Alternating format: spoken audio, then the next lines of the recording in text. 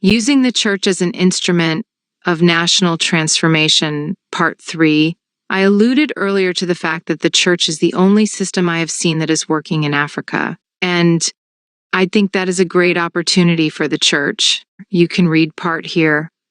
At this point, we must not only see the church as a fellowship center or a place meant only for Christians, but as an agent of change, an instrument of national transformation.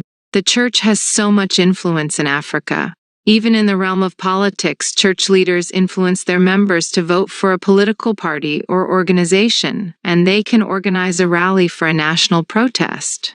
If a leader of a big church speaks, politicians listen. That is a big power wedged in someone's hands, and they can use it for national good. The time has come for us as a people to leave all sentiments aside and address the problems we have in our hands. We can't fold our arms and say the problems going on in our nations are not our problems, or they are problems for the world. The church must be an instrument of national transformation. Right from when it was established in the time of the apostles in the Bible, we saw how the church was a great agent of change in the society. It has always been like that. Now must not be different. Every church leader must focus on addressing imminent issues in our society. We must not only come to church to pray and sing, we must practically address issues affecting our nations. We are the light of the world. We are the salt of the earth. There is nothing biblical or spiritual about saying we are not sent to the world, or that the problem facing the world is not our problem. Jesus was going about healing the sick, feeding the multitudes, and teaching nations the gospel of the kingdom.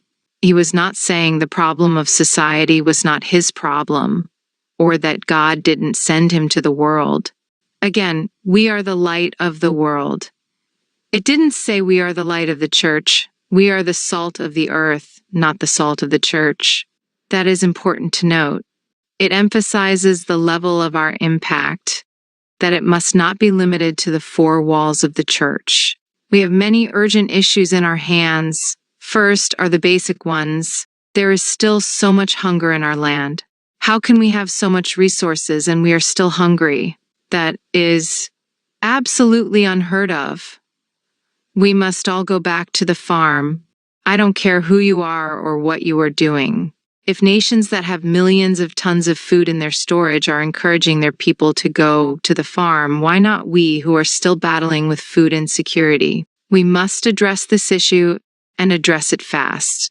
We can't be hungry and still be praying in the church. That will be foolishness. We've got to go to the farm.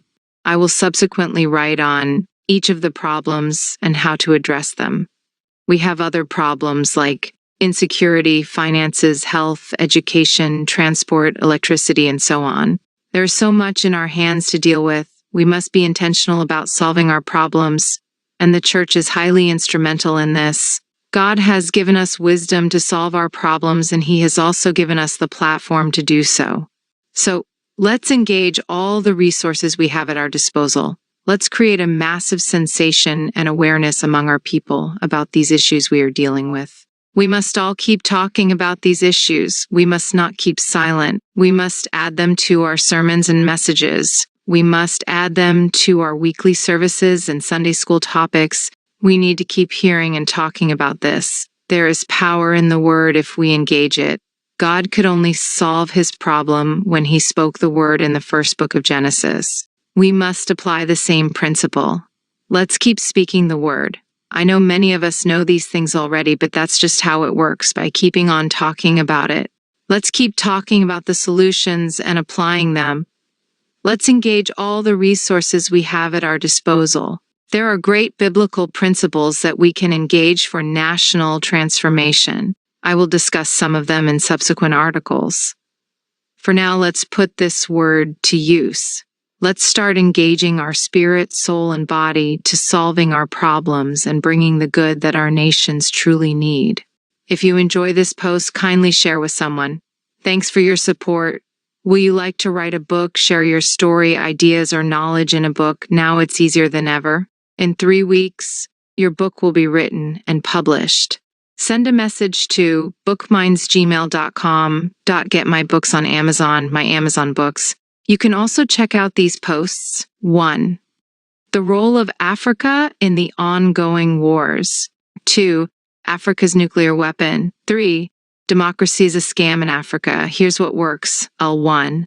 4. What to do when you are confused. 5. Making sense of our strengths. Kindly drop your comments